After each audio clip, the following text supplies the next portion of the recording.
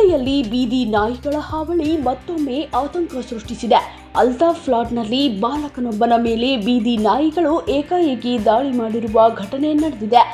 ಆಜಾದ್ ಮೊಹಮ್ಮದ್ ಅಲಿ ಹುರುಳಿಕುಪ್ಪಿ ಎಂಬ ಬಾಲಕ ನಾಯಿಗಳ ದಾಳಿಗೆ ಒಳಗಾಗಿದ್ದಾನೆ. ಬಾಲಕ ನಡೆದುಕೊಂಡು ಹೋಗುತ್ತಿದ್ದ ವೇಳೆ ಏಕಾಏಕಿ ಬಂದ ಬೀದಿ ನಾಯಿಗಳು ಆತನ ಮೇಲೆ ದಾಳಿ ಮಾಡಿವೆ.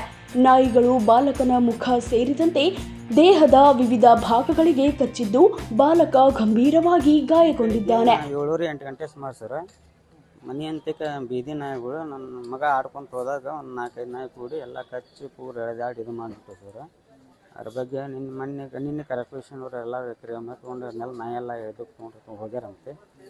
ಈಗ ಇಲ್ಲಿ ಬಂದು KMC ಅಲ್ಲಿ ಅಡ್ಮಿಟ್ ಆಗ್ಯಾವೆ. ಆದರೆ ಚಿಕಿತ್ಸೆಯನ್ನು ಜಾಸ್ತಿ ಅವರು ಕೇರ್ಫುಲ್ಲಾಗಿ ತೊಗೊಳ್ಬೋದು. 2.5 ವರ್ಷದ 7-8 ಗಂಟೆ ಸುಮಾರು ಸರ್ ಬೆಳಗ್ಗೆ.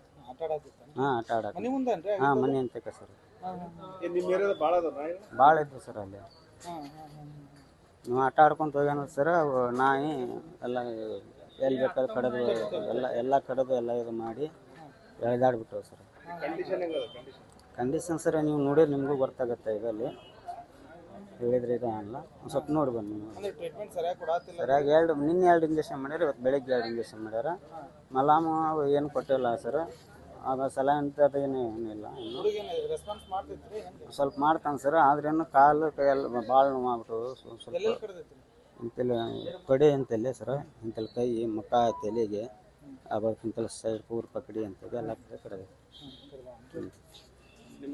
ನಮ್ಮ ಸರ್ ನಮ್ಮದಲ್ಲಿ ಹಾಂ ಸರ್. ನಾಯಿಗಳು ಬಾಲಕನ ಮೇಲೆ ದಾಳಿ ಮಾಡುವ ಎದೆ ಝಲ್ಲೆನಿಸುವ ದೃಶ್ಯ ಸಿಸಿಟಿವಿ ಕ್ಯಾಮೆರಾದಲ್ಲಿ ಸೆರೆಯಾಗಿದೆ.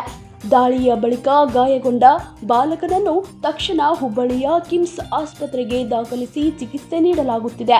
ಇನ್ನು ಹುಬ್ಬಳ್ಳಿ ನಗರದಲ್ಲಿ ಹೆಚ್ಚುತ್ತಿರುವ ಬೀದಿ ನಾಯಿಗಳ ಹಾವಳಿಗೆ ಕಡಿವಾಣ ಹಾಕಬೇಕು ಎಂಬ ಆಗ್ರಹ ಸಾರ್ವಜನಿಕರಿಂದ ಕೇಳಿಬರುತ್ತಿದೆ. ವೆಂಕಟೇಶ್ ದಾಸರ್, ಜನಮನ ಸುದ್ದಿ, ಹುಬ್ಬಳ್ಳಿ.